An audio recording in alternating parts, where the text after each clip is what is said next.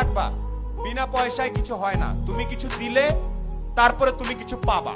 এটা সবচেয়ে আমাদের সবার মন খারাপ হয়ে যায়, আমাকে ডাকলো না কেন, আমাকে সম্মান দিল না কেন, আমাকে ট্যালেন্ট পুলে বৃত্তি দিল না কেন, কারণ তুমি ভালো একটা খাতা জমা দিতে পারো নাই।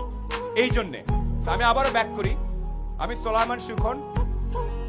আমার কৈশোর পর্যন্ত 16-17 বছর পর্যন্ত ঈদে যদি আমি প্যান্ট নিতাম তাইলে আমার ভাই জামা নিতে পারবে, এইরকম পরিবার থেকে আমি উঠে আসছি।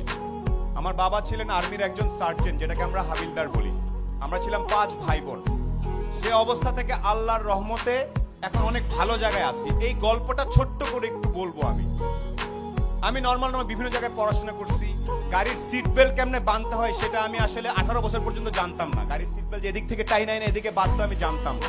আমি জানতাম না ওই পারফিউমের নাম কি, এগুলো জানতাম না। এখন আমি একটা জিনিস জানতাম, একমাত্র জ্ঞান অর্জন করলে, একমাত্র পরীক্ষার রেজাল্টগুলো ভালো করলে সামনে কোনো না কোনো ভাবে আমার জীবনে পরিবর্তন আসতে পারে।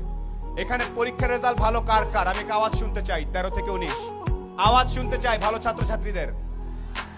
এখানে প্রত্যেকে ভালো ছাত্রছাত্রী আমি জানি। আমি আজকে লিস্টে পড়েছি। পলক ভাই প্লেনে আস্তে আস্তে বলছিল যে এত ছেলে মেয়ে, এত কৃতি সন্তান আমি কিভাবে ছবি তুলবো একসাথে, আমার তো পুরো মাঠ লাগবে। সিংড়ার মতো একটা জায়গায় এতগুলা মেধাবী ছেলে মেয়ে তৈরি হচ্ছে। একটা সাজেশন তোমাদের সবার প্রতি, যারা তরুণ, এখানে যখনই চিন্তা করবা, এনি টাইম, তোমার বয়স 14, তুমি একভাবে চিন্তা করবা যে আমি, আমার বয়স 14, নিউ ইয়র্কের একটা 14 বছর, আমেরিকার একটা 14 বছরের ছেলের সাথে যদি আমি 1 ঘন্টা কথা বলি, ও জিতবে নাকি আমি জিতবো, এই স্টাইলে যদি যেতে পারো তাইলে তুমি একটা কিছু হওয়ার চান্স থাকে। না, অনেক আগেই বলতে পারবো না ভাই আমি, কেন আমেরিকার ছেলেটা কি দেখে, ও যা দেখে তুমিও তাই দেখো। ইন্টারনেট আছে না, আমি তোমাদের শেখ কামাল ডিজিটাল ল্যাব দেখে আসছি। আমি জানি এই আমতলা ইন্টারনেটের কারণে ছেলে পেলে এসে বসে বসে কাজ করে, আমি জানি এটা। আমেরিকার ছেলেটা যে ইন্টারনেট ইউজ করতেছে, তুমি একই ইন্টারনেট ইউজ করতেছো না? কে কে আওয়াজ? না ভাইয়া, আমি তো ইন্টারনেটে খালি গান দেখি আর একটু ফেসবুক করি, তাইলে হবে না। আবারও একটু বলি, কিছু কিছু বেসিক জিনিস।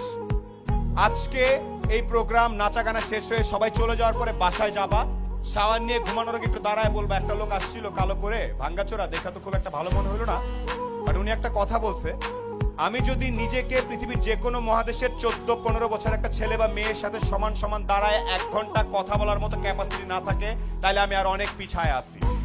এই সাহস কার কার আছে? আমেরিকার একটা ছেলের সাথে 1 ঘন্টা, আয় বাবা তোর সাথে আলাপ করি, আয় তোর একটু চলন বিলের স্টাইল শিখাই, আয়, এটা কে কে করতে পারবে?